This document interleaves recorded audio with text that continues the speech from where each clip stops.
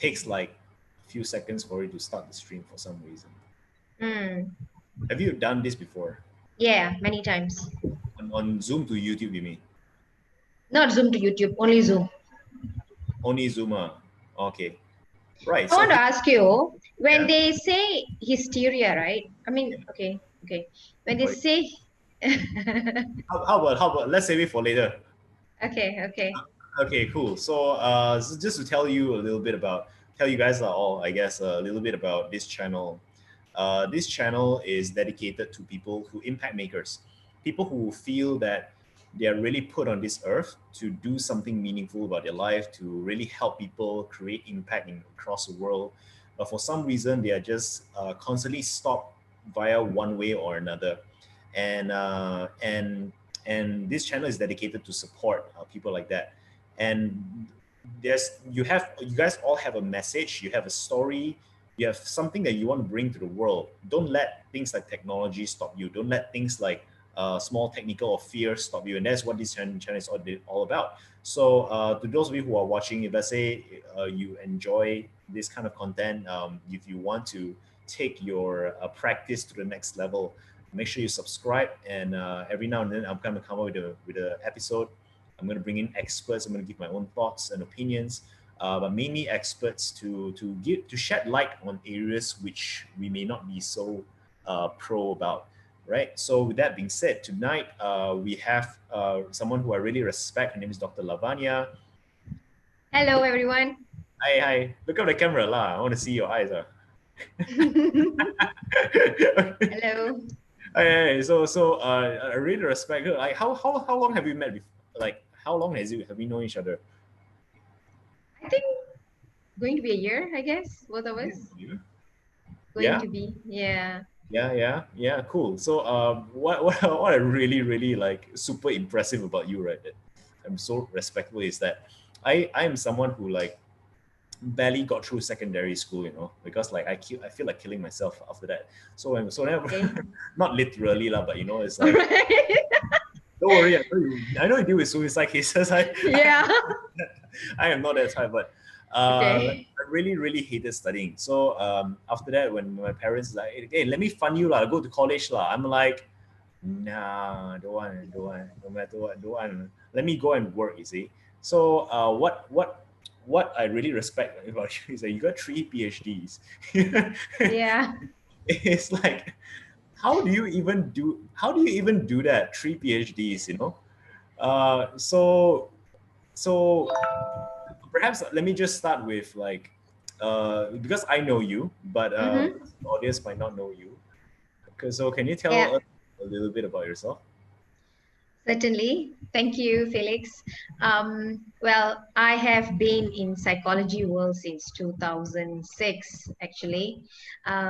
Yes, I do have 3 PhDs. I also have 2 masters, 3 bachelor's degrees as well. And yeah, so it is actually a journey of passion how I found psychology. Psychology really makes me feel that I'm contributing something to this world, and it also pushes me to be better. So in this 16 years, I think, if I'm not mistaken, yeah, 16 years of psychology journey that I've been through, I have handled more than 100 plus patients, clients, I would rather call clients. And half of it, actually, to be honest, in my earlier path of psychology, I was more on hypnotherapy. So most of them were hypnotherapist client. And well, right now I have more influx of clients who are not involved in hypnotherapy as well. Yeah. So like what I'm aware of is that in therapy style, like a client is not the normal client where we talk about life coaching, right? It's like we cycle clients once every 3 to 6 months, but when it comes to therapy, it's a lot more longer, isn't it? So Not necessarily, sorry, not necessarily, because it all depends on what sort of therapy are we giving. Um, you see, the differences between therapy and coaching we therapists would have certain, how do I say, therapy, what you call this, certain people who does this kind of therapies. So you follow these kind of peoples on how to do these therapies. You understand? While coaching, it's based on coaching do's and don'ts. Like therapy, we have gestalt therapy, we have talk therapy, you know. So as a psychologist or therapist, you follow those methods of therapies to give them, to give your patients or clients, and So, it so it's depends entirely. so it's like it's already predetermined what kind of therapy is there. So you go and learn these kind of therapies and you apply them based on the situation. Yeah, yeah. It's definitely kind of like a like medical. It is, well, it is a medical condition, isn't it? Like, so whenever someone comes with the medical conditions, and then you based on your specialization, you treat them according to the conditions that they're in. Right, right. Yes, correct. Right. So 100 plus clients is not a small thing. It's actually like like a lot of people. Considered, yeah, but not really. There are people, there are specialists who would have counseled or um, did therapies for them more than 200 or 300 people. Yeah, so. Right. And what kind of specializations do you do in your profession?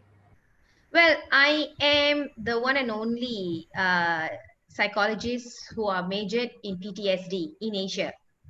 When I graduated, I received that because I was the one and only doing PTSD. Right now, I wouldn't know, they might have had, but yeah.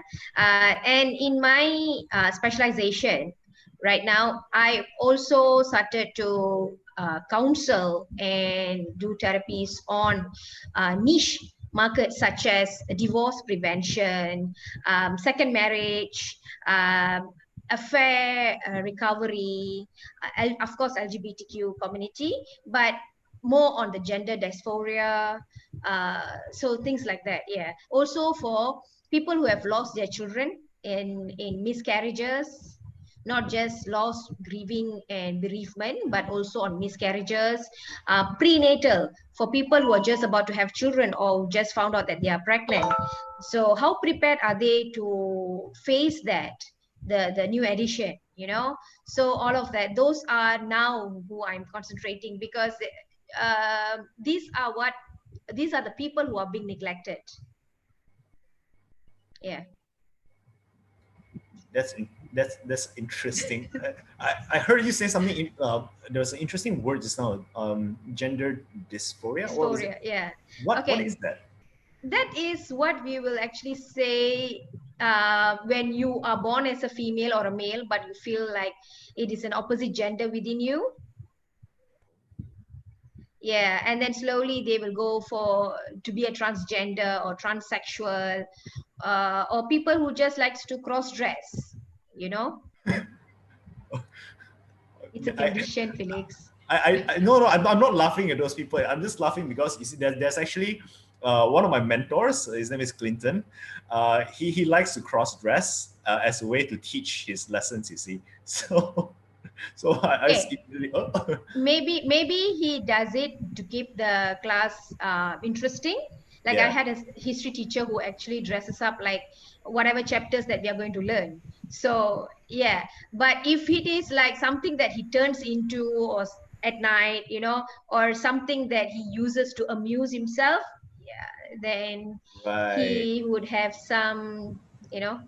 I imagine why is it a condition though? Like, do they carry a large measure of shame with them for their situation, or is it how does it work? Shame actually happens if there's an involvement of culture there. Uh huh. Okay, certain culture, of course they will feel like, you know, it's an embarrassment, shame, but most of the time they will feel lost, confused, scared, betrayal, you know, betrayal of them own self, betrayal from God, or you know, all of that. So these are the feelings that they would generally have, which, to be honest, most of them, if they are not diagnosed, if they are not cared for, around 40 to 60%, according to statistics, they do commit suicide. Wow. Yeah. Wow. That's wow. It's like so as if someone has gender dysphoria, dysphoria, Dysphoria. Dysphoria. Yeah. dysphoria. If they have gender dysphoria, there is a half chance that they're gonna commit suicide in their entire life. Chances are higher. Wow.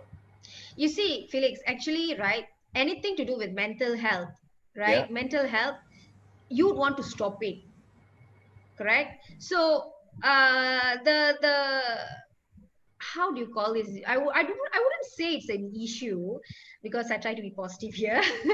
The thing is that anything to do with mental health, it will push you to uh, stop, in a sense that stop it once and for all.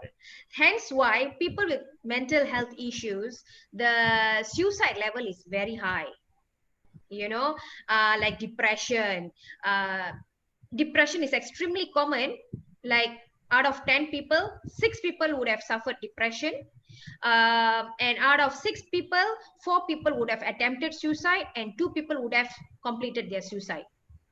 Okay, so in that same way, anyone who suffers from mental health issues, they tend to commit suicide or attempt suicide. They will always constantly have suicidal thoughts in their period of their suffering Mm, I because they see. do not know how to stop. Like if Right. you have a Right. pain, you can go to the pharmacy and get a painkiller.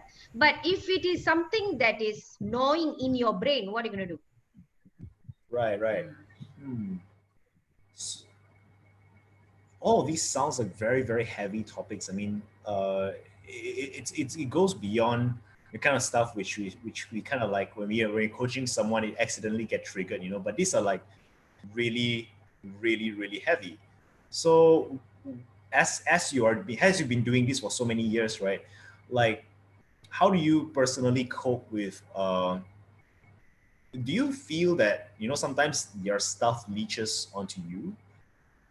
No, I don't feel overwhelmed or like the negativity is leaching on me. No, I don't feel that way because we handle it just like doctors handling patients, whereby they are suffering from some conditions, some issues, Mm, and we need to be as neutral as possible. That is the biggest mistake that most therapists tend to do, where they tend to take sides, where they tend to feel personal, where they commit themselves unnecessarily, which is supposed to be avoided. You need to be neutral. You need to try to cure them or manage whatever that they are having ASAP and as efficiently as possible.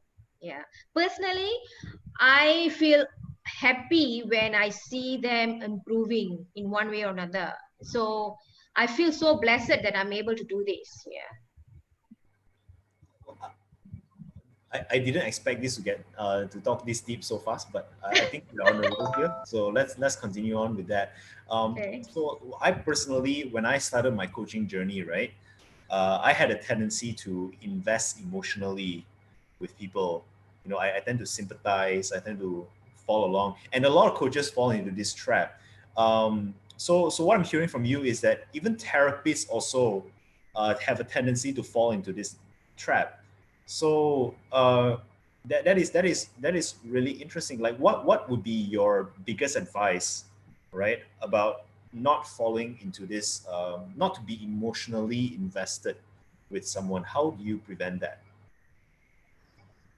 Actually, it's very normal for you to be emotionally committed, invested, connected to that person. Reason being, you are a human connecting to a human. Imagine even veterinarians or doctors will also have the same connection. The only difference is doctors, psychiatrists, and psychologists. It's drummed in our head for us to be objective because it's to do with life. You know what I'm saying? Coaches, uh they coach you along, they coach the coachee along, you know. It is not a life and death experience. You know, I'm not sure if coaches will be able to coach schizophrenic people or multiple personality disorder, all that hardcore mental issues, you know. Uh, But sorry. the distinction that we learned also with the ICF, right? I never Mm, personally been to ICF, but what I learned from my friends who've been to that is that coaches is more future based, and correct. therapy is more past based. Yes, because we Yeah, go to the root cause. That yeah, is yeah. why our therapies tend to be a little bit longer, because we go to the root cause. And most of the time, if not all, would be stemming from childhood. Mm, So we need to dig in that deep in order for us to untie the knots. So right. we have to be very objective with them. If we invest emotionally, these people are not stable.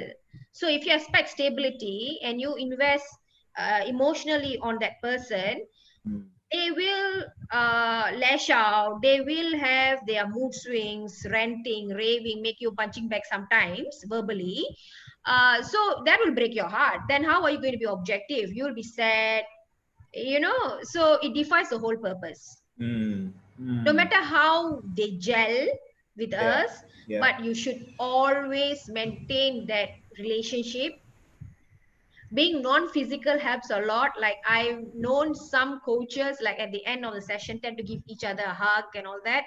We are not allowed to do that, all because body touch will make you to have a soft spot to that person, a fondness for that person, immaterial if it is sexual or not sexual. But as long as there's body touch, you know, shaking hands and all this stuff, will make you to invest anyways, because we are creatures of emotion. We can't help that. Mm. So you mentioned that it's been drummed into you guys, the therapists, right? To not be emotionally, to be objective.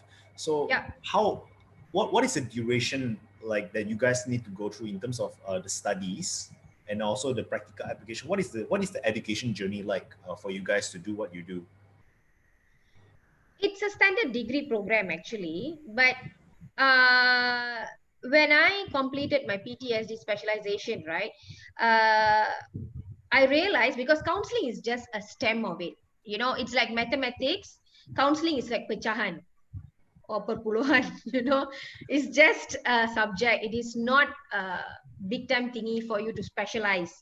Okay. So when I came out, it was my degree was 3 years and my master's was 1.5 year. The reason being, most of my bachelor's and my master's, as I was completing my bachelor's, I get scholarship or whatsoever to do my master's. Yeah. So that's how I was able to complete it fast.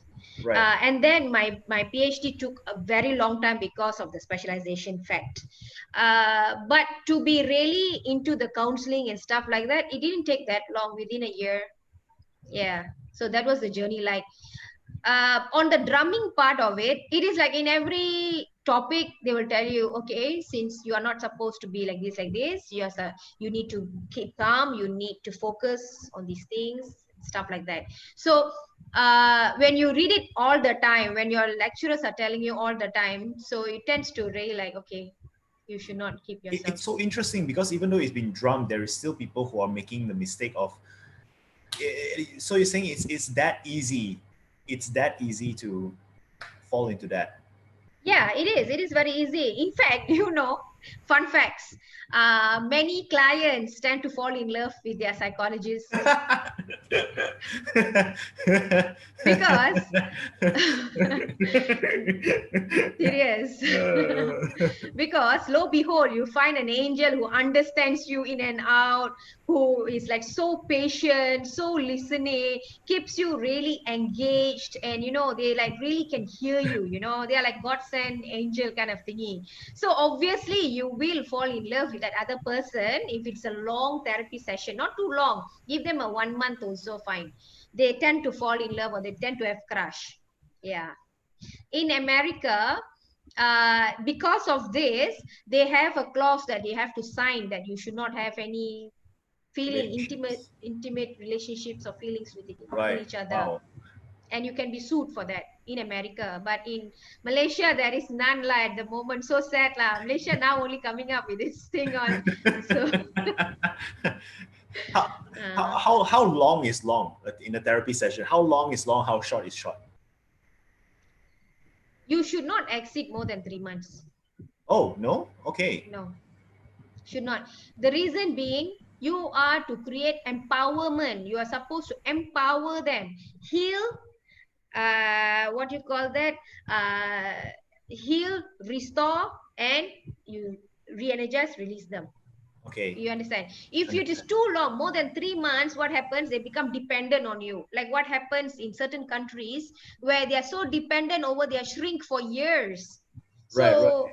So where is your transformation there? You know, also it all highly dependent on the therapists themselves, because I mean, I'm trying to be diplomatic here. Okay. I mean, if you are having the thoughts of like, okay, I got a good cash cow, come sit down here, let's do a package. Oh, Yeah, so that can go for years. oh. Does that happen? Yeah, it happens. Of course, it Wow. happens. All the time. So Exactly. So if you feel that no, I want to have record of good patients, of the number of patients, okay, for that, then you really do a good crash course kind of therapy for them. You know, so when I'm talking about crash course type of therapy, meaning you have an eclectic mix of therapies. There are many therapies that you can follow. If you sit on one, like for instance, what you call that, schizophrenia, insomnia, depression, manic depression, what other major sickness, what other stuff, anger management, all of that, right, can be cured with CBT. what is Okay. CBT? Jargon, jargon. Cognitive behavioral therapy. Therapy. All right. Okay, got it. Okay. Opposite of NLP. Opposite. So it can be cured, but if you mix with others also, like gestalt therapy, or gestalt is a term, it's not an abbreviation, Okay. or talk therapy, all Okay. this therapy, if you champo and you modify and you custom make for each clients, what happens, they will really get good impact. It's a high impact coaching process or therapy process, so they tend to get cured fast. My Okay. patients never more than 2 months, and it is like once a week. Right, right. So it's not about it's like rather than following a one particular dogma, so you assess the needs, and then from the needs, you figure out what is the most impactful therapy to give them. Got it. So you specialize in PTSD. One question which is really burning in my mind is, what are the, like, if you are allowed to share at all, what are the most like scariest or heaviest cases of PTSD you've ever treated? Sexual abuse. Mm. Sexual abuse by through incest or through someone that you trust. Yeah, those are the heavy ones. The reason being, because it impacts and it doesn't really comes out very often. It's they are cool in putting up a facade, especially in Asian countries. They are superb in putting up a facade. They have PhD in that. So and the issue can go in so deep. You know, do you know some of these LGBT people from LGBT communities, some of them, if not all, I would say most or half, okay lah, Oh, is that why? they tend to have some kind of sexual abuse along their life. Yeah, Wow. they tend to have, yeah. So this kind of abuse, right, can spark a lot of other issues. Yeah. Yeah, and my guess is that because they hide it, they don't go and confront, they don't go and deal with it. Uh, like I think it was Emily Fletcher or someone. She mentioned something along the lines of when there are too many things having things untangled in the past, right? It's kind of like operating a browser and there's too many tabs open, so we can't move forward because it's just taking up a lot of energy, a lot of memory. What do you say about that? I agree. I agree. You can't move forward. Okay, lah. That is her analogy.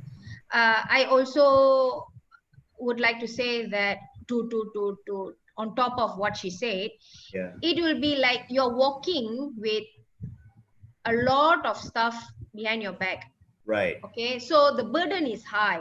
So when you're walking, it will be slow. But actually, the real story here is what you know. When you have too much of things, too much of issues. Okay, when does that happen? When you overthink. Yeah, Okay, overthinking, over analyzing, or a lot of things that you sweep it under the carpet, which is suppressing it. yeah. Okay, what happens is it just needs to have a trigger. Anything could trigger it. Anything at all. Right, right, right, right, It could right. be a touch, it could be a word, it could be a situation, it could be Read. just an innocent coach asking, how's your day? Right, So, yeah, it right. could be anything. And that's when what happens is it's like a carbonated drink, it's like a Coke that you have shaken and you open, what happens? So life can be like a walking landmine. So it's like your whole life is littered with landmines. Yeah. And it is sad for Asians because it is not really recognized and condoned about getting mental health help. So they feel that it's part of life, like what you're saying. So it's part of your life. It is not part of your life to be depressed. It is not part of your life to be anorexic or to have what is that, nervous breakdown Yeah, or anxiety. It is not part of your life. But in Asian countries, we are silent sufferers. Why? Because if a boy tends to cry a lot because he is like cannot take it, sensitive, it is not a crime to be sensitive. But what the parents will say, hey, man up lah. yeah, Correct.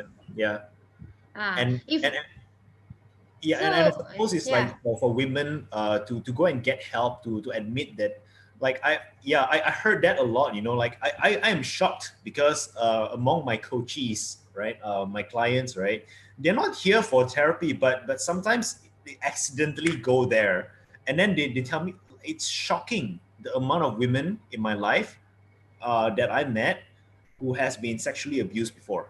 It's seriously shocking. I and I can only imagine like how many more are there around me that has been sexually abused and not saying a single word about it. It is the shame factor. In Asian countries, it's all about the shame factor. You know, And to get help is also shameful as well. yeah, yeah. You want to what? Embarrass yourself. You're going to humiliate your family. You're going to humiliate this, that. So what they do, they keep quiet. They go. They try to move on in their life, but it's just a walking time bomb. Right, right. Then, however, it's normally this kind of abuse that really penetrates them. Yeah. So with that being said, I mean, uh, if life is like walking around a landmine, right? If their life is full of landmines and anything under normal circumstances, anything could trigger. In such a time like this, in such a time like this, I can imagine the triggers are multiplied exponentially. So what's been up since the MCO started for you? What's been up? Like how are things? How do you see everything is going? Like just give me your thoughts about how people are right now. Okay, I am also supporting the frontliners at the moment and supporting people in general with regards to their stress, with regards to their PTSD as well. What I feel is this is the time for people to receive mental health care, help, coaching and all stuff. Why? Because the times are, how do I say, suddenly scary. It is suddenly scary. Although I am not, how do I say, I'm not very young, but the oldest people also, right, in the 60s or 70s, they also have not seen any world wars. Those world war generation have already left, or they are, very, very old to even register what's happening right now. But the other generations after that, those born in 60s, Mm, 70s mm, onwards, mm. those are still new, especially this kind of pandemic. They are very, very new. So they are very scared. They are very scared. They are confused. They have lots of anxiety. So this is the time everyone, frontliners or government or even people, normal people, have to encourage each other to get help, to seek help, and to indicate that these are not a social stigma anymore, to remove the social stigma and to encourage these people to talk as many positive people as possible. Mm, mm. The thing here that we need to do is to encourage positivity in a non-fake manner. you know I there's a don't lots of mean that. That's non interesting. non-fake manner, meaning, Yeah. you see, when you want to give a person advice, encouragement, motivation, look at the reality, look at the factual, look at the situation. Don't just talk like you're just reading from Google motivational quotes. Right. It So should be relevant. It should be relevant. It should be connecting. Then okay. only people be able to accept it. So it's kind of like someone is angry and or someone is upset and they say everything is gonna be fine and everything is not fine. Is that what you mean? Exactly. Right. Right. Exactly. Like I read a lot of motivational quotes that have been sent to me. Uh, so when I read them, it's always about smile, that, this. Instead of that, it is good to remind them why they need to be grateful. Why do you feel that it is blessed? Simple thing like reminding them, hey, you woke up in your own bed today, not in an hospital bed. you know or okay, how was your lunch? Do you have lunch? Oh, fantastic, we are blessed to have lunch. No, simple stuff which reminds them, oh yeah, okay lah. Okay. Because the how do I say, the issue is so big that it's impossible, or it is normally challenging for you to remember, or to notice the small blessings that's been given to you. Right. you Right. know so these kind of small things helps. It kind of like gives you the relevance, the Okay. connection, instead of just saying smile, today is going to be a good day, everything will be Right. fine. Right. Yeah. So what I've seen is that there are so many organizations that's offering help actually, even free help. Like the Befrienders. I'm not sure if if our country has a National Institute for Psychology or something like that. But I heard Yes, we do. we do. So I heard that a lot of people are offering free counseling services and whatnot. But what's the take up rate? What, like, is it being accepted well in Malaysia? Okay, I'm going on my diplomatic mode now.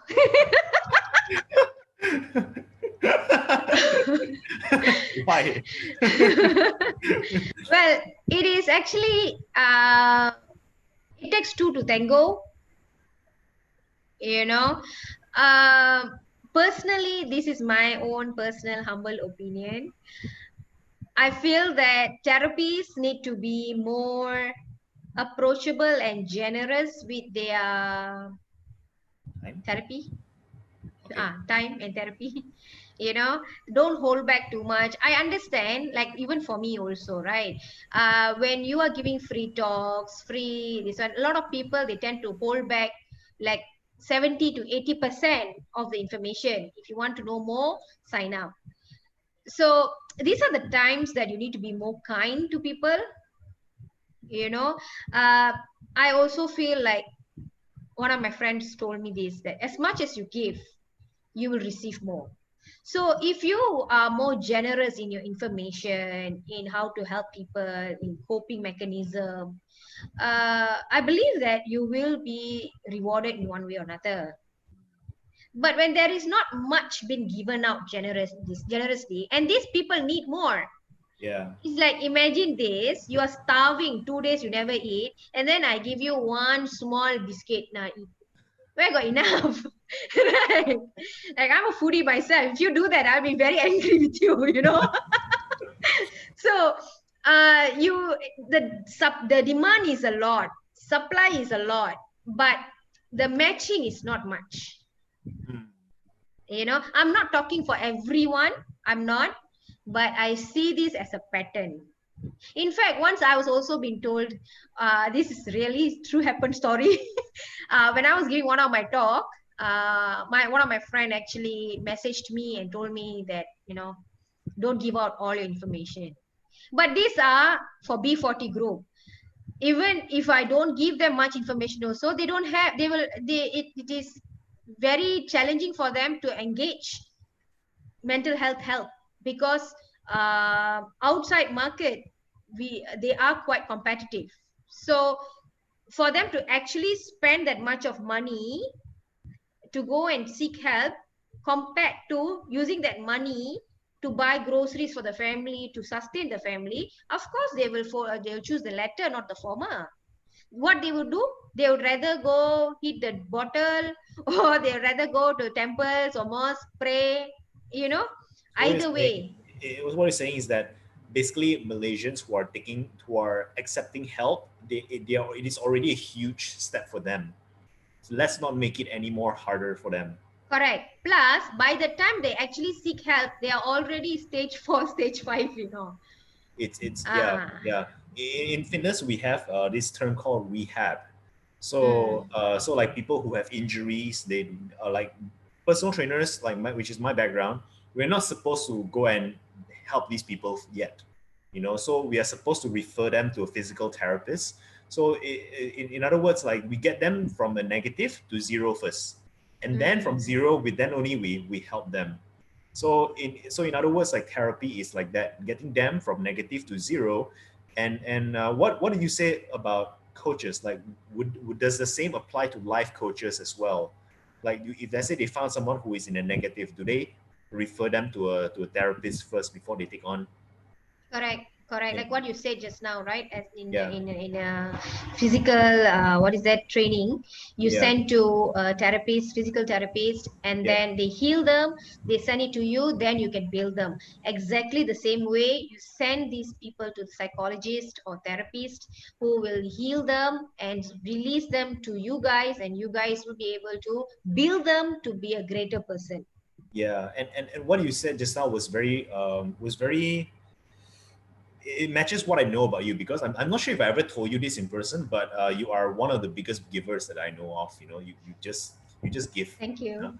Yeah. So our session is coming to a close. So I guess I'm gonna ask like the biggest thing which is on everyone's mind right now. You see, so there I know many coaches who also happen to be specialized in certain areas of psychology. So Yeah. like people who are also not just coaches but also hypnotherapists, and maybe they're even from therapists and now they are coaches, you know.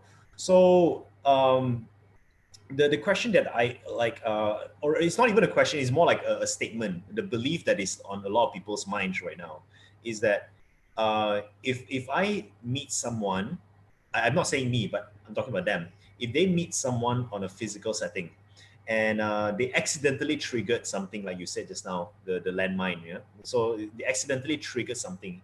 They actually have the ability on a physical setting to change states for them, to get them out of it.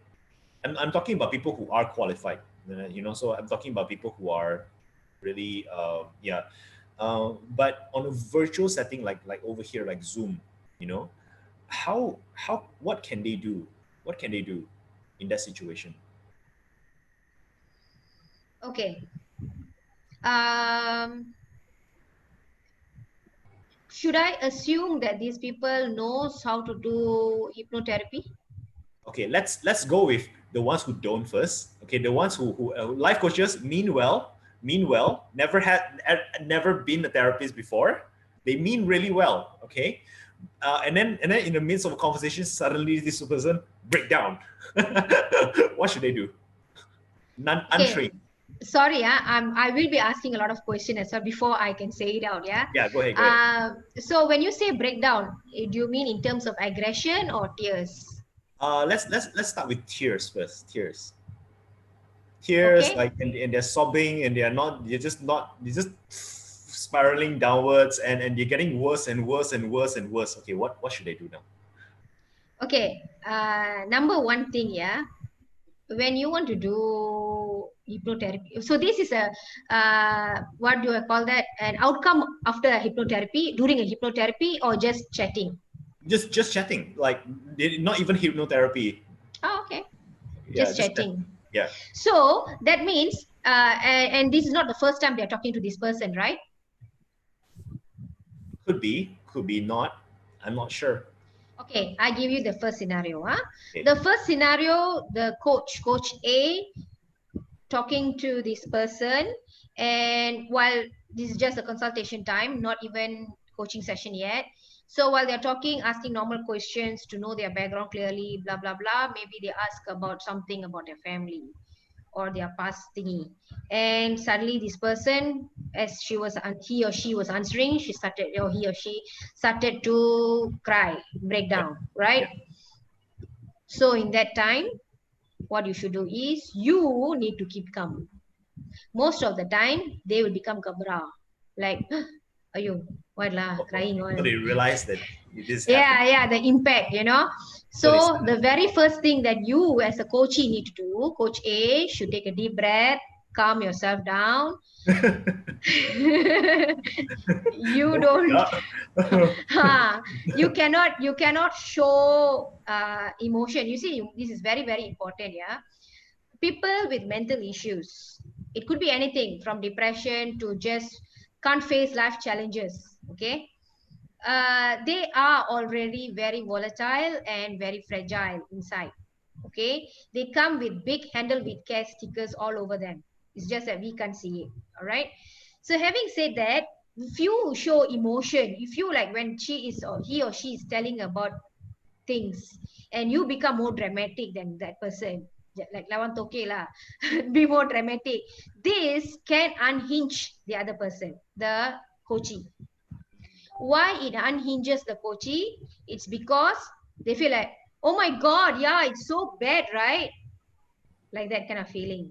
And then they will start to do a small pity party, which you cannot allow that to happen. So we don't reciprocate. Don't reciprocate. Yeah, Be understanding. You say that, yes, I understand. Really show your understanding, but you don't have to dramatize it. yeah. And this doesn't matter whether it's over Zoom or physical setting. It's still the same. Yeah, same. Got it. It's 100% same. Yeah, Next, the person starts to fall in, crying, yeah, breakdown, and stuff yeah. like that. So what do? You can offer them tissue, but that's just all that you can do. Do not talk anything. Do not say, okay, never, don't cry, all don't say.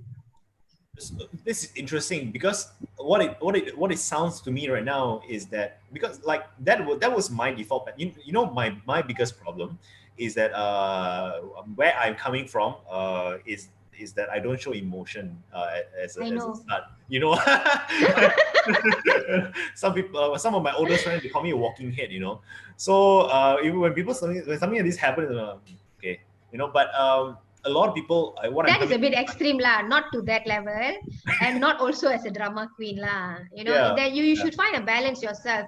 Remember this, yeah, when you want to, no matter how your personality is, off camera, off your client time, all right, whatever you are, you could be like, how do I say, a very very nonchalant person, or you could be someone who's super dramatic like RuPaul. So when the time starts with your coachee, or in Zoom or in real face to face, you need to be very professional, you need to find balance. That is why it's important. If you are not okay, don't do coaching. Okay, If your got it. mindset is not okay, don't do coaching, because your what is that, your vibe can be felt. Understand. Got it. And what if so that is what happens when they're sad. What if they're angry, upset? They're angry at you. They're taking it out on you. So what do we do then? Sorry, how? What do you mean by angry at you? So just now when I when I talk about like getting into hysteria, right? Yeah. So you ask me if whether this person is getting angry or is there like tears, So what if it is the getting angry part? Then what then? If they are angry at you, then you are at fault. You have done something not Okay. wrong. So So what do you mean by angry then? angry at the situation, angry at Right. themselves, but they're taking out on you, which is like normal most of the time. Right. It Okay. happens. I see. So you see, as a coachee, as a coach or as a therapist, you will be also reading them when you are talking to them, right? You'll be looking at their facial expression, you'll be looking at how they are talking, the intonation and stuff like that. When you're asking a question, when they are a bit hesitant or they feel, you can see them, because it is not an audio call, it's a video call. So you can see them. Try to steer clear. It's not the time yet. Okay. Got it. Got it. Okay, say Mm. that, oops, I fall into it. Now that person is screaming, or that person is like cussing me, or if it's Yeah. face to face, Yeah. they are throwing things at you or stuff like that. Okay, that Has is there why it's anyone thrown things at you before? no, I always prepare my room to be barren, like there's nothing there. So they got nothing to throw at you. No, I'm very, very careful. Yeah, Okay. because Got it. I Got it. handle aggressive patients as well. Mm-hmm. So yeah, it should be very Okay. bare. Yeah. So anyways, Yeah. when that happens, also you calm down. You calm down. You don't react too much. Okay. If it is face to face, if it helps you to stand up, you can stand up, because that body language will show that you are in Not gonna be control. pushed around. Yeah. Yeah. But if it is a Zoom call, Yeah. just keep a straight face. Although you are like, oh my God, oh my God, oh my God, but just keep a straight face and look at them and like, stay calm. Okay. Let them stop. Yeah. They will stop. Yeah. Okay. Then you take control of the patient. How? Tell them, okay, I will address this situation in another time, another day. Please go and have a glass of water and come back to me. I'll give you a 2 minutes break for you to calm yourself down. That Nice. is where you take charge of your client. Mm. So whatever they do, you come Mm. back. For the whole thing, your voice must remain calm and kind, not like, okay lah, that's it, I just messed up with my big brother kind of look. No. Yeah. This is such a paradigm shift because what I like for me that has always made sense, but sometimes I hear to more seasoned coaches, right? I heard their philosophy, their side of it is like, no, you must match their energy level. So like sometimes I heard things like that, and I'm wondering, like I never use it myself, but I really wonder what's the wisdom in that. Like, what is your take on that? I beg to differ. So We can strong always disagreement. we can always agree to disagree, because Okay, you see, even in relationship, what they say, if one person angry, the other person must cool down, correct? Even right, in right, normal relationship, this right. one, you're talking about your patient. So your patient is screaming at you, then you want to set up and scream, wow. What if this person is like really throwing a pity party for themselves, and sometimes I heard my more seasoned coaches than I am, they would say things like, okay, if someone is throwing pity party, we need to use a different energy to snap them out of it. Like, so what do you got to say about that? Okay, I like that you said that you're seasoned coaches. How seasoned is that? Like I'm Can I'm I a can I coach. step in a little bit? Yeah, yeah, so go ahead, go Yeah. ahead. So say for example, I think what Felix is referring to is, say for example, a pattern interrupt. So a person is on a downward spiral in a pity party, and you come in with a different energy or different content or different topic just to snap them out of the existing pattern. Is that what you're referring to, Felix? uh, well, the people that I heard from, yeah, there are people who are like that. They intentionally use a pattern interrupt, But then there are also people who purposely raise their energy, their internal energy level, and they literally get angry or overly excited, or like, I'm not entirely sure. I never quite understand it. Well, to answer this question, right, Yeah. I would actually throw back a request, which Okay. is put yourself in the shoes of your coachee. Now, wouldn't you freak out if your coach does that to you when you're opening up? Mm. Most of the time, right, this pattern interruption, it is to be used as and when it is relevant. You know, you can use it when they are non-stop talking about it, not when they are opening up. Oh, okay. Right. So when they're non-stop, If they're Then going around you in a pattern. correct. Or right? when you are like trying to steer them from this particular topic to another topic because this is, already warning sign. Any Yeah. moment now she's going to bawl her eyes out. Yeah. So you steer clear. Total opposite of it. For instance, if you're talking about childhood and she is crying, then bring it out to now. Now, Okay. how is it? Okay. You can switch and come back so that you can then find the relevance or the root cause of what is this issue and why did this came up in the first place. But when you are asking them normal question as they are talking and they were to cry or whatsoever, Don't you don't do don't pattern don't do that interruption. lah. Yeah, Yeah. yeah. Okay. Got it. Got If it. you do that, what will happen is, oh, okay, I'm freaking them out, so I better keep quiet. So how are you going to heal them? Yeah. Yeah. Okay. Got it. So, in that context, I just realized a question for myself, and I think some of them might be interested too. But I'm gonna ask that later. I'm gonna ask the more pertinent question first. Okay. So, how should a coach? And what I'm aware of as I'm asking this question is that ICF continue like talk about this, and life coaching. Now, how should someone detect when unqualified lah, okay, when they should throw or rather they should pass the baton to a therapist in a normal coaching session? During your consultation, your Oh, first right, consultation. right. So from the first consultation itself. Yes. Got it. On your first consultation, when you are talking to them, uh, okay, it is actually can be emotionally, mentally, and physically tiring for the coach. Why? Because you are engaging all three to assess the person in front of you. So when they are talking, you will be looking at their facial expression, their body language, their micro body language, also to detect where could this be going. All that your mind need to be very very quick and busy focusing in all that. Then only you can really effectively diagnose your client. Okay, your client, you can start your client for coaching.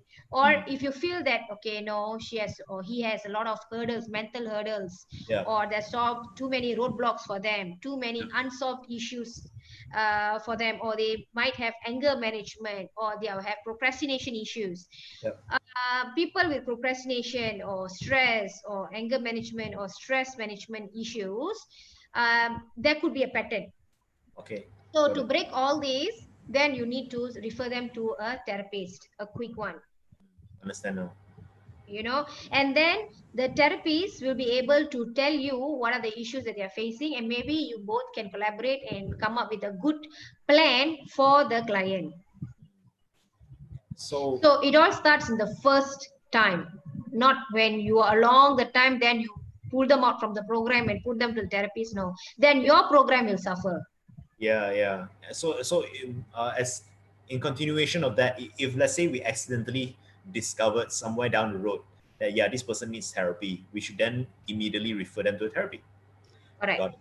So now the golden question. So if someone is already trained and they suddenly find themselves in that situation, Zoom, online, right? So you can't go and touch them, you can't go and give your energy or anything like that over online. So like how do they snap these people out of that hysteria state? So you're saying, if they are, what is that? What you call They're a that? hypnotherapist lah. Have So hypnotherapist. they're So if hypnotherapists. you, okay, I'm a hypnotherapist myself. I was engaged in the hospitals to assist patients who have cancer, who have just gone through chemotherapy because of the pain and stuff. Yeah. Also to assist on childbirth, to induce their labor or Yeah. give birth to the child without them going for epidural or whatsoever. Wow. Yeah. Also on kick out smoking habits for good. What else? A lot of other stuff, hypnotherapy. Also in acute stress disorder, whereby the person is having what you might call it, all kind of diseases, flare up of diseases due to stress. So I can hypnotize them to calm down, even for weight loss and all the stuff lah. We have uh, we have been trained for that. Yeah. Okay, having said that, these hypnotherapies, we would know, I'm talking on the majority hypnotherapists who would be able to resonate to what I'm saying. We will know to do the preliminary before the hypnotherapy starts.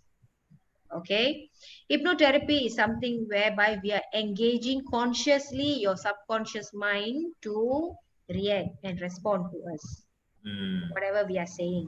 Okay, Mm. it is not something that can be done like that. There are many factors involving this. First of all, your client need to trust you in order for them to allow you to get in. If they don't trust you, they don't allow, you can't do hypnotherapy. Yeah, the hypnotherapy wouldn't take place in the first place. All right. So Okay. number two, you need to actively check if the client is engaged subconsciously. There are few activities or few exercises that you need to do to make sure that your subconscious, that the client's subconscious mind is engaged with us. Okay, from time to time, along the hypnotherapy session. Mm. All right. And then when during the hypnotherapy, once you engage them, I would say that you already know their issues. For instance, right, what is this hypnotherapy for? Give me an example. Why are they doing this? Um, That triggered the person to. let me just ask from the expert over here. Let me see if Suhu is here. Suhu, are you there? He's mute. Yeah. Yeah. Okay. Why don't you, how about let Suhu give the example? So one example I will share is, let's say, for example, even as simple as stress management, or having the participant, the coachee, to anchor in a trigger for their management of their stress. And the coachee suddenly go into um, a blocked away memory, traumatic experience, and suddenly they are reacting negatively, right? Um, if it's face to face, I think it's easy to manage, and probably a lot of therapies, coaches, and counselors who are trained and certified will be able to do it. But if it's virtual and it's over Zoom, and the person is going into, a regression, um, how will you handle that? Okay, first of all, if you are doing a Zoom hypnotherapy, then your voice engages them. So it's Correct. important for them to be actually using a headset and not Mm-hmm. free mic like this. Okay. Right. So with the headset, it is something that you have agreed upon that you should not remove it until the whole session is over. All right. Yeah. And then when you're doing the hypnotherapy and you know that suddenly that this person is going through downward spiral or reacting negatively, most Mhm. probably either by crying, screaming, shouting, or just Yep. plain hysteria of screaming and screaming, Yep. during this time you should just Mm-hmm. call their name and calm them down by calling their name. Now, Um, Sometimes during this hypnotherapy session, right? Okay, if you are talking under the NLP manner, I've noticed that it is more like they jump into the person's mindset, especially during anchoring or something. They jump in, do it, and come out. That sort.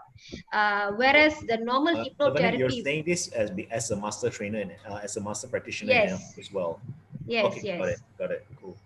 So, but hypnotherapy is a longer process. So you are talking in terms of the hypnotherapy process, or that jump, go and take. so the thing is, for example, like my personal experience, Uh, we were teaching it was just a stress management program, and was a class, and I was teaching them how to do some light self hypnosis, and without Oops. Sorry, you're cut off. Yeah, he's suddenly cut off. Yeah. Oops. Well, this has been a the internet thing has been an issue for a lot of people. Yeah, too many people going online also. Let's wait for him to come back. Sure, sure. By the way, you look radiant today. It's the lights. Thank you. I think it's also my first time seeing you with the what is this thing called? Really? Potu. Potu? Potu. Yeah. The red one, right? Yeah. Potu. Never seen before. Seriously? I Never seen always wear before. them. Oh, really? Yeah. Never noticed. Let me send Su text. Okay, Su. sure. Oh. Yes. Hello. Oh, he's back. Okay, cool. Okay. So Unmute him, please. I Sorry, I got cut off. So as I was saying, Mm. and she went. What if it's virtual? Will we be able to use the same tools to snap them out of trance? You see, Can. because if I purposely went in for a hypnotherapy, I will have planted my exit. Correct. But if I did not, then what will the situation be? You see, that is the whole issue of this, how do I say, jump, pluck, and go. Reason being, when you are when you are planning your entrance, you need to plan your exit. If you don't have your exit planning and your Correct. entrance, just Correct. I jump agree. in. I agree. So I need to stop you there for a while. What I'm saying is, what if you did not plan your entrance? So what you do is, as I told you earlier, Mhm. it's the voice engagement. So just like that, I'm sure that when you're telling them, okay, imagine blah blah blah blah blah, I'm Yep. doing this and all the stuff, Yep. right? And when they're screaming or saying Mhm. anything, then you just call out their name. For instance, Felix. Sorry, I'm taking you as an example. Okay. If you're asking him about, you're telling him about something to regress, to what is that, try to find the happiest moment in your life, and Correct. it just sway the happiest moment was engaged with something negative that happened to them Yep. Yep. directly after that. So Yep. here Felix is just about to engage to something very nice, and then bam, the black thing happened, Yep. appear the black episode, and Yep. he started to scream. Mhm. Right. He started to scream, uncontrollable. So again, number one, you need to calm yourself down, because the Sure. calmness is the one that will quieten them. Next, call out their name. Felix. Felix. Felix, talk to me. Felix. You know, Okay. So what if when you it's call like? out, hold on, hold on. When you call out their name, Mhm. two things can happen. Mhm. First thing is, they tend to come out of the reverie. Second thing that can happen is, they'll scream more. Okay, when they scream more, that's where you say, you just like keep quiet. You need to keep quiet, because it's like an open tap. Hysteria is one of the, what is that, one of the things that you call as you're opening the tap. Mhm. You know, some of them will cry and cry and cry. You just keep quiet. You call out their name, get their attention. You call out their name. I know it may sound like, are you No, no. sure? The reason why I asked this is because of my personal experience with it as Okay. well. Help me. And one of the reasons why I'm very resistant to doing coaching on virtual. Um, so live, Why are you feeling so resistant about it? well, my biggest fear probably is on, see, when I first learned NLP many years ago, and when I first learned hypnosis together with what I learned, I actually changed a person's memory. And and that's one of the reasons why the first attempt that I did my NLP, I was warned and I was requested to resit before I was certified. Since then, I have always been a bit more hesitant when it comes to doing unconscious work, or rather deep work. And what you say about physical touch and how it can be anchored, I do agree. That's one of the reasons why I do very little deep work for many years. For many years, I resisted it.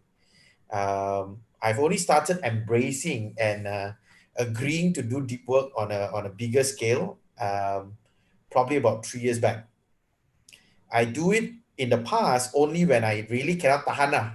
Like sometimes when you're with a friend and you just have to get them past a situation, right? So I'll do it in those environment in the past. So 3 years ago, I started to embark more into doing deep work as a coach, mainly because I think a lot of my mentee that I work with required it. But throughout this time, I also realize when I'm face to face with a person, I have a lot of tools that I can utilize. But when I'm virtual, I lack a lot of the physical tools that I have. Even to calibrate, I find a challenge because, I can't see as well as I could if I'm face to face. Definitely the kinesthetic sense is not there, you know. Sometimes because the line gets cut off and all those tech issues, I might not be able to hear as well as I could face to face. So these are some of the reasons.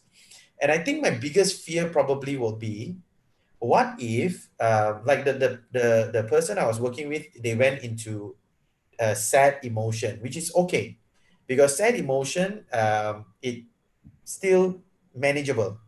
But if they go into a depressed rage and you know in a fit of a moment, for example, they threw their laptop, that means I'm out of contact with them. I'm not able to pull them back out of their emotional state. And what if this person is suicidal? So I know it's a lot of what ifs, right? And it's probably like 1 in a million chance that it might happen. But it's one of the things that I hold myself away from, simply because of this reason. And until today, although NFNLP, we have our distance learning program for our students, I personally, as a trainer, almost entirely refuse to certify anyone unless I can see them demonstrate the ability first. So in So other words, the biggest problem is actually the fear is holding you back from doing this. True. yeah, yeah. You Yeah. see, if you want to coach someone, you need to be the embodiment of it. That's why it's important. If you do not, if you're hesitant or if you are not prepared, you should not be doing, because you will give out the vibe. And it's like, since you're in an LP also, right? It's like a manifestation.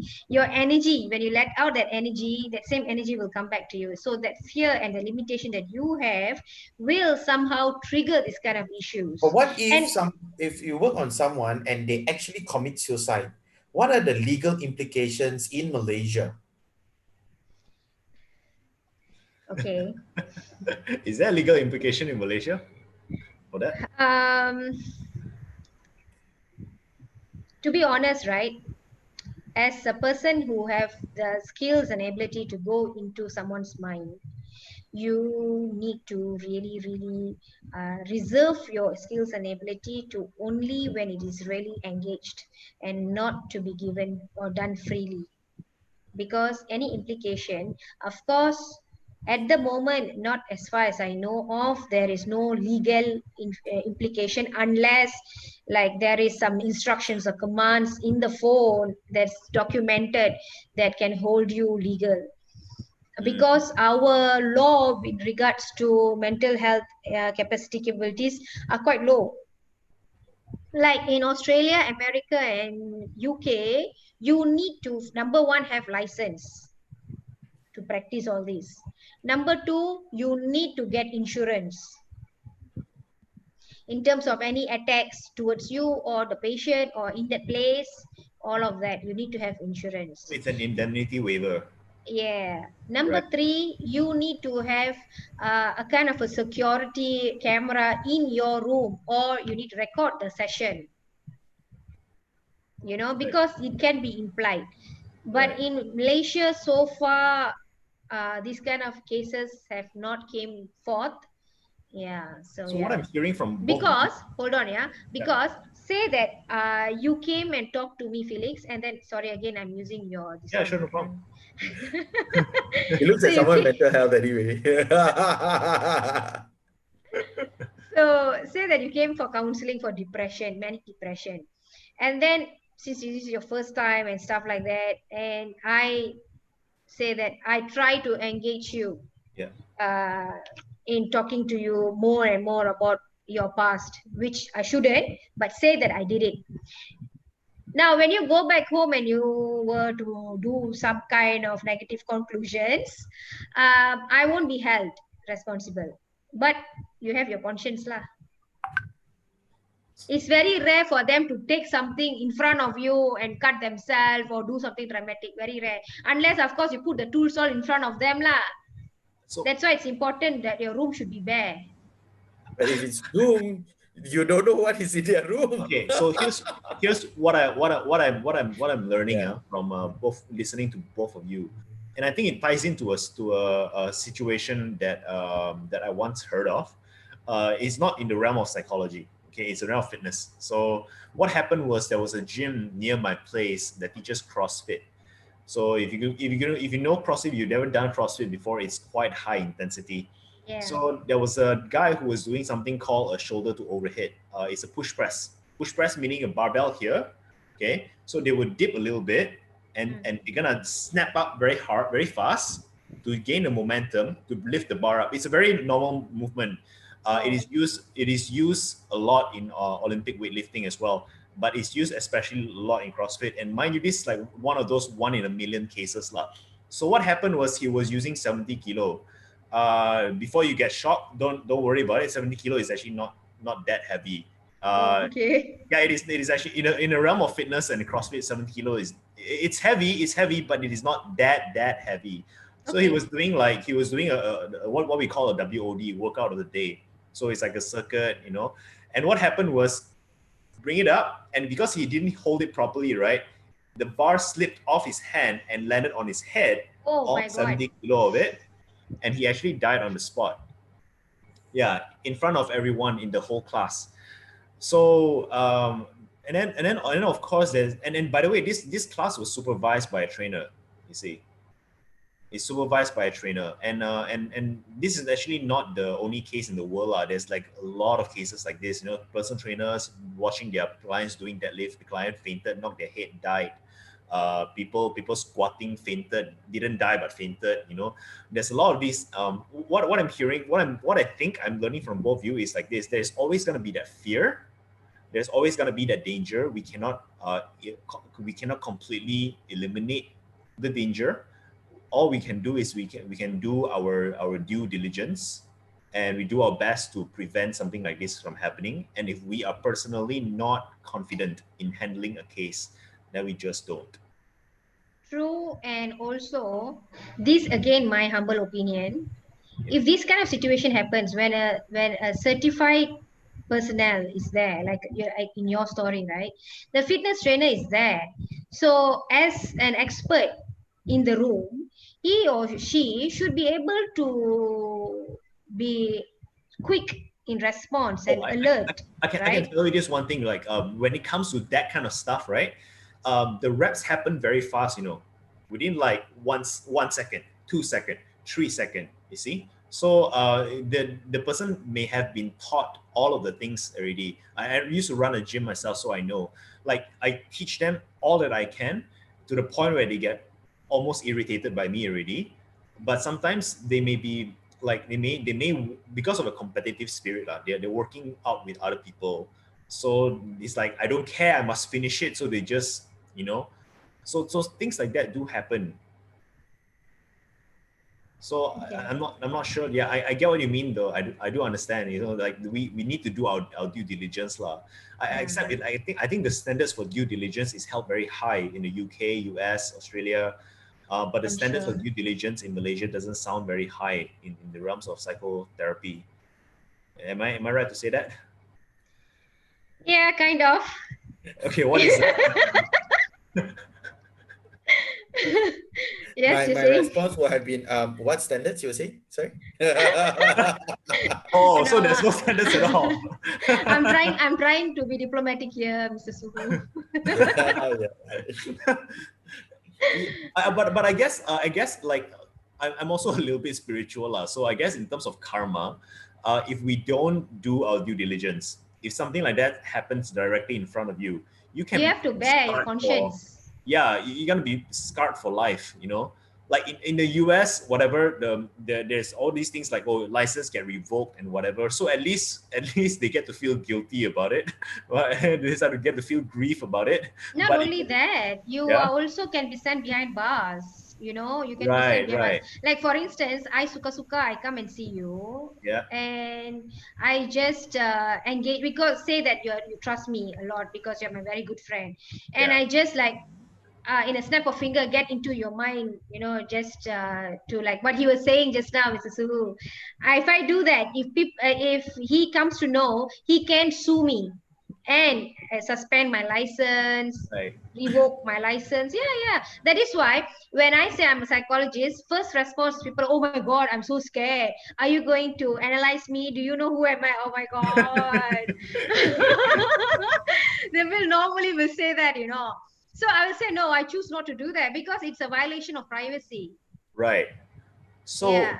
so with that being said, right, like what would the both of you say, right, would be the acceptable due diligence that a coach should have in cases like that? What is the Mr. best that Suhu, we can do? would you like to Okay. say your piece? For me, I think, for the cases that you can foresee, that means you're actually doing the coaching, you have accepted the coaching job, that should not be a big problem, to be honest. Um, Trainers, as coaches, therapists, you should have the ability to handle your coaching situation. Should have, yeah. Um, but then again, when we say coaching, again, there's a difference between the therapy part and the coaching part. Whether you're coaching forward, future pacing them, or you're coaching backward. To me, as long as you're working on anything to do with mind and emotion, it's therapy work, counseling work. So if you're doing deep work like that, you should have the ability to do it, and you should be certified well enough to ensure you're able to do it. Okay. um, that's one part. The other part, I think, like even when we were doing a lot of deep work in the training room, right? One of the key things that we got was our professional indemnity. But then, like for me, in the room, I'm never worried. Yeah. I'm just concerned when it is virtual in this manner. Yeah. So I've also been studying in the last 3-4 months now, because I'm looking to get more confidence to do the virtual work. I've been studying several programs, and I still find that most of it is very, it doesn't go deep to the level that I do, the kind of work that I do for virtual. And I also, what I hear from Lavinia is like, sometimes when the person is spiraling out, you want to skew away from that direction until they are more ready or you have more opportunity to meet them face to face. I get that, but for me, I'm still concerned about, what if the ones that you are not prepared to be coaching on. I think Felix, you were in Speaker Backbone with us previously. No, I wasn't actually. Oh, okay. Yeah. So By the like way, we had, Speaker Backbone is a program that a training company called Caveman ran. It's about stage speaking. However, they go into they do deep inner work to prepare someone to go on stage and do it What do you well. mean by that? Huh? we I never do a been. lot of emotional clearing to go into the core of the person's identity. So there are some inner works required in what we do. So one example of a program that we do a lot of those work on now. So in face to face, like I said, it's never a big issue.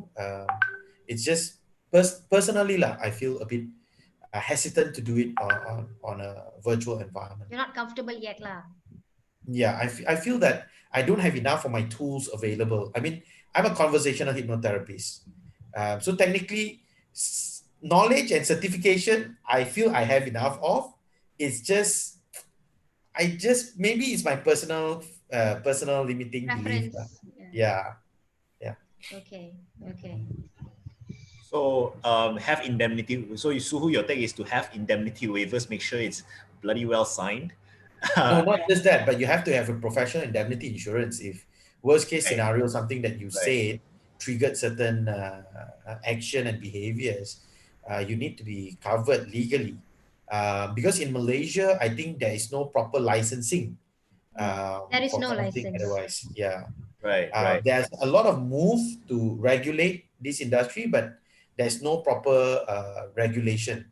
You The didn't talk. closest I think any government regulation will probably be the alternative medicine practitioner license or something like that. So you're equivalent of the TITA, the urut kind of license. I think that's the closest that is in Malaysia, if I'm not mistaken. Right, right. Okay, You so would have not to believe me if I were to tell you, sorry, you would not believe me if I were to tell you an established hospital, which I don't wish to name here due to legal implication, their psychology department is actually headed by someone who is just, I would say, inadequate in qualification wise. So, and they do heavy work. So it does draw concern to me, but yeah. So Suhu, your take is to make sure, make sure that someone is. If you're a coach, you got to make sure that you're really properly trained, and then after that, have your insurance and have your indemnity waivers. True. Make sure they're bloody well signed. Protect Agree So with that. yourself. for me, for example, when I certify my NLP practitioners, Yeah, I need to see them demonstrate the skill. They must be able to do it in the room, whether or not they pass the Q&A lah, because they also have this written test and all that. yeah. I feel whatever written test it is just knowledge. Application of the knowledge is the Demonstration is critical part. important. Yeah, yeah, So where you're skewed at more mainly towards Suhu is the conscience bit of it. So yeah. so if you want your conscience to be clear, uh, I think what we all three of us can agree to is really just do your best to and whatever it is that you're not prepared to take, don't take. Yeah, whatever is not prepared to take, don't take. So for all of the audience who is watching, I mean, later on, um, if someone like Suhu, so we gotta see from that perspective, lah. Suhu, you're so qualified, right? And they're still like over Zoom, over virtual is still quite.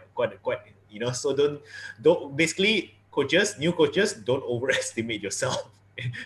am I am I saying it right? So In a way lah. I remember, like for example, in the frontliner, yeah, uh, hotline, right? yeah, Um, yeah, I yeah, kept I kept ensuring that, because if you're not familiar with trauma work, you're not familiar with deep work, and you have always been doing, executive coaching. So where are you now? Where do you want to be? What's stopping you? Let's get you there. And now you're handling people who have all kind of trauma that they're facing, you know. It could be a nurse who just saw a person, an old man pass away from COVID, for example, and that reminded her of her father. And there's so many possible emotional triggers that come into place. um, and they're giving a call to the hotline, but your work is okay. So where are you, and where you want to go? Let's put you there. It's Wow. going to fail for sure, and there's so much deeper implication that needed to be looked at. True. Right. Also, I would like to add, um, this is my humble opinion, yeah. Yeah. It's a disclaimer there. I've already put that. So, what I would like to say is that during these kind of times as well, don't just jump into someone's mind without knowing who they are or what would trigger them, because you may not know the footprints that you leave behind in their mind might trigger a negative implication after the call or after talking to you. So unless that person is being engaged to you for some time and they have been your client or something, Mm. then you want to do that by knowing their pattern, that's fine. But if you do not know them at all and they are coming in and this is a type of a calming tool for you to just say, okay, close your eyes, do this, do that, do this, do that, you are asking for trouble. It is Yeah. very high risk. So, So so yeah. you're saying recognize the tool for what it is, the power of the tool. Don't just think, oh, it's just another something for me to play with. Don't underestimate the tool like Correct. that. Correct. Yeah. Correct. So Plus, yeah, like do not use it randomly also, you don't use must it. know the implication. Yeah, we should be, because a lot. Personally, I was guilty of this as well. I think a lot of new coaches are guilty of this. We learn some new tool. We are so excited about learning the tool. We want to apply to everyone, right? Yeah. I know. So uh, uh, so now this is open to both of you, right? Like some trainers, some coaches who are new and they're listening to this, they go like, oh no, I've done this before, right? So maybe they're starting to realize that, oh my god, did something to that person, do something to that person. So now they're feeling a lot of guilt and they're feeling a lot of shame as they're listening to this conversation. Like, what would you guys say to someone who's at that situation? Do you want to say? Go ahead.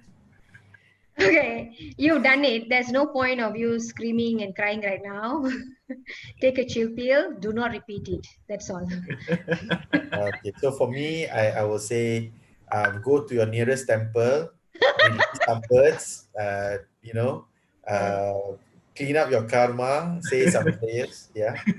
Um, I think my fear is not so much of the people who have tested the tools, because to be very honest, unless you understand truly how the tools work, yeah, most new coaches or NLP practitioners, to be honest, they can't go deep, right? And I think Lavinia will agree to that. Yes, They of are course. skimming the surface, so the impact will not be lasting. Um, However, that being said, sometimes you occasionally blunder upon things that may trigger. Um, and if you're physically together with a person, like Lavinia has advised as well, just talking to the person, guiding the person, doing something completely different, will change their mindset and get out of the situation as well. So it's not sort of like critical, do or die kind of situation. Yeah. So it's no biggie. And the reason why I was smiling about when Lavinia and yourself was talking about don't jump in and jump out. Um, as a conversational hypnotherapist, I know. I don't get it. You just flew by me. What are you guys laughing about? a conversational hypnotherapist is basically a person who doesn't ask you to close your eyes, take a deep breath, and so NLP, a lot of times in NLP itself, they use hypnotic work the tools in hypnosis, but they do it with you with your eyes open. Conversational hypnotherapies, we do a lot of different type of work, still a hypnotic work, but in a conversation itself. So, like I can be speaking to you, talking to you, and I can be hypnotizing you at the same time to make change without appearing like I'm doing it. So Oh. that's the reason why she was laughing, because that is one of my tools to jump in and out without feeling like jumping in and out. I Uh, don't do it most of the time. okay, okay, okay. I mean, to give you a different analogy, right, for a better understanding, especially for new coaches, doing this is exactly like performing a surgery. Mm, Okay, so proper hypnotherapy would be like prepping you for a surgery, going for the anesthesia. scrubbing, whatever, putting you in the table, and then giving you your anesthetic and all that stuff. Yeah, Okay, yeah. whereas jump in and out is another type where, of course, you have your anesthesia, but you're not put to sleep. You're conscious and you're aware, and you can see things are being cut off. Mm. So not everybody can face that. You need to have a higher level of trust, a higher level of connectivity with that particular person in order for them to trust you enough to allow you to do that. If you do not establish that yet as a newcomer, okay, you see, wow, Mr. Suhu did it, so I must follow what he Oh, did. no. He's my master. That's it. Yeah, you're asking for trouble. Like if he is doing it, it's because he has X amount of experience, which is extremely important in doing this. If you do not have the experience and you think that, oh, he can do it, why can't I? It's just conversational wise. No, it doesn't work that way, because it is not just the conversation, it is every other elements into it as well. Absolutely. Absolutely. So it is not a simple work. It may look simple, it may look like, okay, like that only, yeah. But The no, cutting in is easy. It's the yes. sewing back up that's hard. Correct, correct. So it is exactly that. It is like a surgery. So Yeah. put that analogy in your mind whenever you want to do this. You will not believe me, huh? Just a few days ago, I received a call from a MLM company Mm. asking me to join their membership. And you know what? That person actually tried to do this to me. And I was like, are you serious? Like, you do not know me. And you're trying to engage my subconscious mind for me to actually enroll. Oh wow. So you will find, public will find, or you also will find this kind of individual who learn haphazardly one or two and then practice it on people. So it's quite dangerous also, like what Mr. Suhu has is a very, very exceptional skill. Like he can speak and make you, like, influence you to buy something or to invest something. I So don't do that. yeah, but if it is from a wrong person, can you imagine the implication? Ah, So so you like need to like know lah. uh like Lavinia says, it's like cutting is easy. Yeah. Anyone with a knife you can cut. But to sew it back up, like even I think if you ask doctors, the suturing, the great surgeons are not the ones who can cut, is the ones who can suture back where there's no scar left or minimal Right. scar. And that's the part that's difficult, the cleaning up of the ecology, so to speak. Yeah, Yeah. because if you don't do a good job, Yeah. right, you can leave your footprints Mm. in their mind. Yeah. Ah, And we definitely don't want that. yes. Yeah. So I mean, I think this conversation went on like a long time, longer than I expected. But there was a lot of value that I experienced. I learned a lot of stuff. We have explored a lot. We have explored a lot. I mean, like ever since this MCO has started, and ever since I've been hearing from so many people about how to coach people online, I've made it quite of a mission of mine to search for the best experts that I know of, and basically ask questions like, how do we do this? So I'm not sure how many how many PhD holders in PTSD are there in Malaysia, but we are talking to one of them. So right now, basically the conclusion that we can make for now, the best answer we can have for now is first protect yourself and don't take on any cases which you're not prepared to take on. right? So yeah, so I think that covers it. I hope that I think no answer is perfect lah.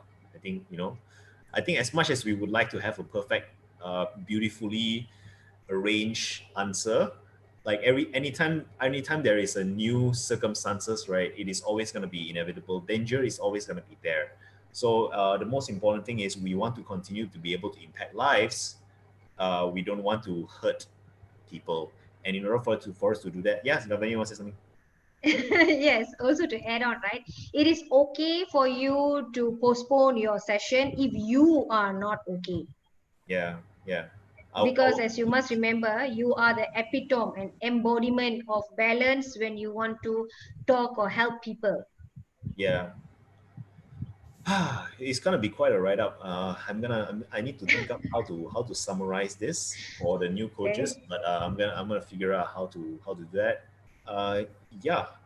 This has been good. Any final words from you guys before we end this call? Mr. Sulu? For me, don't do it unless you're absolutely certain it's required and you're going there, which is probably one of the reasons why most of the virtual coaches, online coaches, they do a lot of future pacing work going forward. And one of the things I picked up from what Dr. Lavanya has shared is the gestalt. Um, Not many coaches are able to understand or even have the basic fundamentals of understanding and working on gestalt therapy. And if you can do gestalt, you can actually heal a lot of things. Yeah, but it requires a lot of work backwards. The closest probably to that will be the timeline therapies. Okay, yeah. Yeah, so don't do it unless you're ready. Okay, Lavanya. I understand the intentions could be right. You are kind and you want to help people, but always check yourself first if you're ready to handle what you are given. And the next thing is know your implications, know your impact. So yeah, it's And, very, very important. and as for me, I consider that self love is the most important thing. So protect ourselves first, love ourselves first, and I'm gonna continue to search for other answers as well, because there are so many coaches on planet Earth that does things online, fully True. online. I mean, yeah. So like there must be. I'm aware that the fear is there, but how do these people? Now my question is like, how do these people overcome the fear of doing this? How do they tread these waters? This is the question which I'm asking myself, and maybe I'm gonna ask more people about this. Oh, this is the question that you said earlier that you have something that you wanted to ask, No, that no, you'll actually shelve it at the end. more like the question that I was supposed to. I'm not sure if it's relevant. I'm gonna ask it anyway, lah. So basically, like I noticed that I get triggered whenever people are stuck in the past. As a coach, yeah, so sometimes like I'm in the middle of conversation, right, and if they are stuck in the past, I will help them one time, two time, three time. If they're still stuck, right, I'm like, okay, let's pause for a while, and then I pause the coaching conversation. I go to a corner and then it will be I, it's hard. know yeah, but these cases happen very, very rarely lah. But there are times which I feel that this is my weakness as a coach, that I want to work on. So yeah, do you guys have any advice for me? Um, if you ask me, Mm, you are a human, so it's normal to feel triggered. yeah, Okay. However, you should be prepared for this. You yeah, should be prepared for this kind of inevitable responses or reaction from your client because they are not prepared. But you are prepared. You have that advantage. yeah, So feeling triggered, it is your issue that you need to solve. You need to find out why do you feel triggered when someone is actually stuck in the past. What is it? Is it because your overwhelming urge for them to move on, or is it triggering some part of your past that you felt not comfortable? But yeah, I can take this session up with you privately with regards to this. Yeah, But yeah, yeah, you need to definitely. uh, yeah, you need to actually figure that out. Why Yeah, do you actually feel triggered in the first place? But yeah, sometimes getting triggered because of excessive pity party or excessive blaming someone, being in denial, getting triggered by that is pretty normal. How you respond is very, very crucial here. yeah, You're not yeah, supposed to react. yeah. I'm not supposed to. Yeah. Very well aware it's my weakness as a coach. Yeah, but if I can solve this, then I would hit my next level up in my coaching milestone. That's for sure. Okay, so do you have anything to say, or I'm good. you're good? Okay then. So thank you so much for your time, guys. This has been Most Thank you for this. all welcome. the sharing. My Yeah, pleasure. yeah. Thank you, Lavanya. Thank you, Sue. Thank you, Gerald, and thank you, Andy. See you guys. Bye.